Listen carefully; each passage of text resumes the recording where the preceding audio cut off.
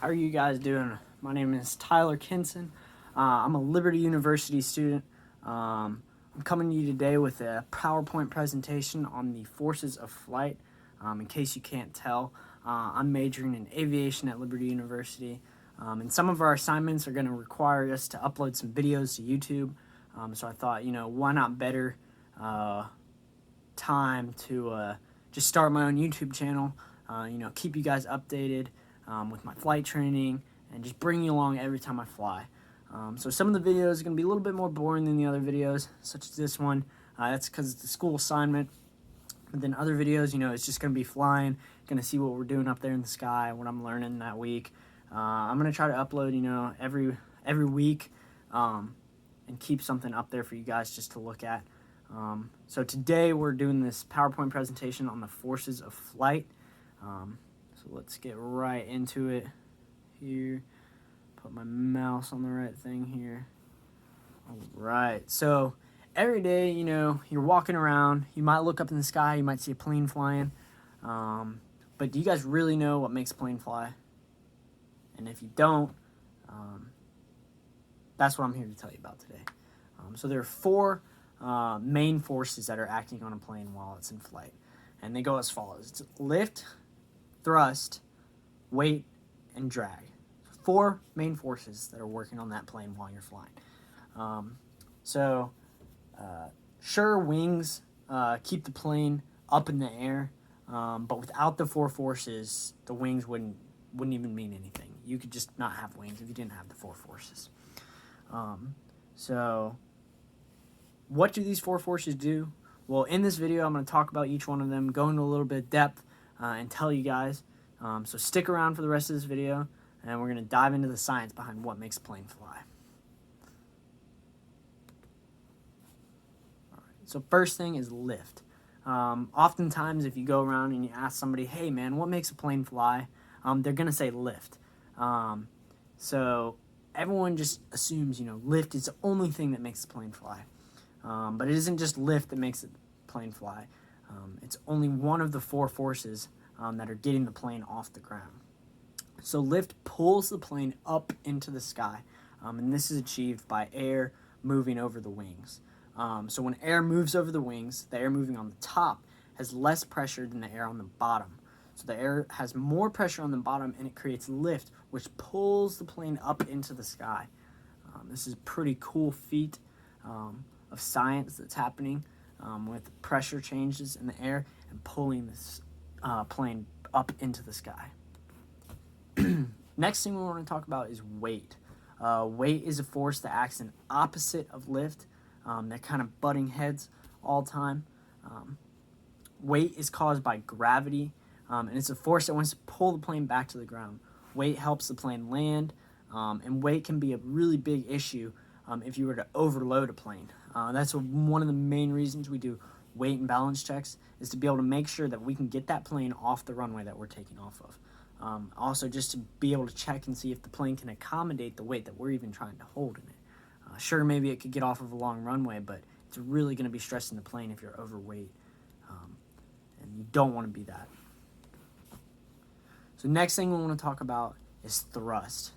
Thrust is a force that pulls the plane through the air, or through the sky, I guess you could say. This can be achieved with a jet engine, a rocket, a propeller, and that's how the thrust is generated in order to pull the plane through the sky. A common thing that you could have at your house, that would be a good example of what thrust is, would be a fan.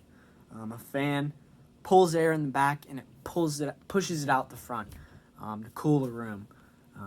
Pretty much the same thing with a propeller or jet engine. It's pulling the air in and pushing it out the back, which is making you be able to move through the air. Thrust is the opposite of drag, and they compete against each other. So drag, we're going to talk about that a little bit in the next slide here. So drag is the force that wants to slow the plane down. It opposes thrust. Everything that moves through the air pretty much has drag. That's why you see sports cars have less drag.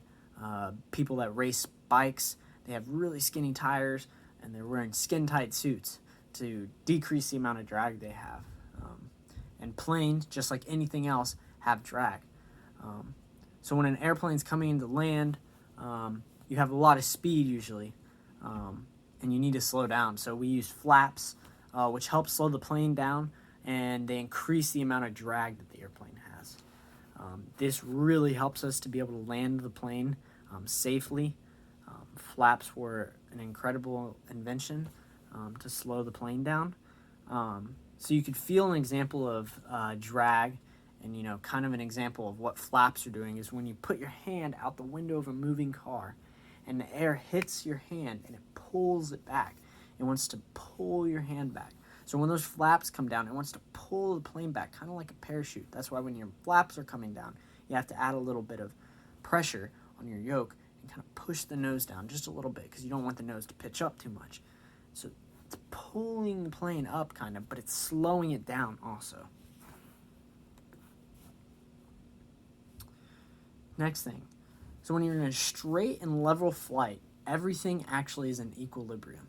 So that means thrust equals drag and lift equals weight. So everything is equal to each other. It's all working together. You're moving through the air perfectly.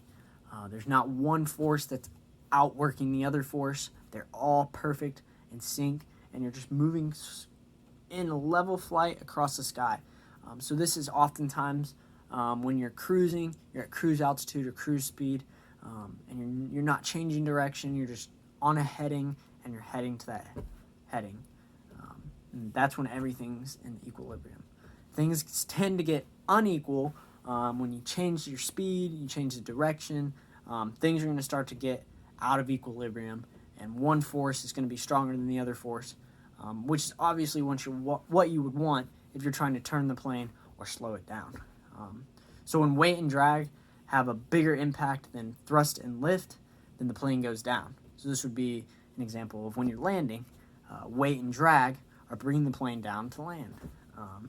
But when thrust and lift are more powerful than weight and drag, then the plane goes up. So this would be a great example of when you're taking off. Thrust and lift are more powerful than your weight and drag. That's why when you're taking off, you don't oftentimes use flaps. There's sometimes that you use flaps, but that is going to help you get a steeper takeoff. But yeah, when everything's in equilibrium, it's just working perfectly together. So you can kind of see in this picture right here, you have the thrust pushing out the front, you have the drag pulling back on it, and the air hitting the nose of the plane.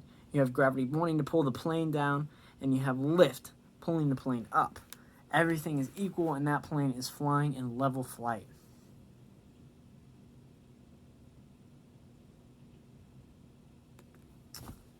And that's what you want to know about the four forces. Pretty much, planes don't fly with magic, unfortunately. There's a science behind it. I'm glad you guys could tune in today and listen and learn about how a plane flies. I hope you enjoyed this video. I'm going to be putting some more videos up. Some of them will be kind of like this, more assignments for school, but I really want to keep you guys updated with flying and how everything like that is going. Probably try to post something every week, but we're going to be posting a lot of flying videos on here. I can't wait to get into the cross-country sections of private pilot, and then moving on to instrument and commercial. We're going to keep you guys updated throughout the whole thing, and moving on into my career and stuff.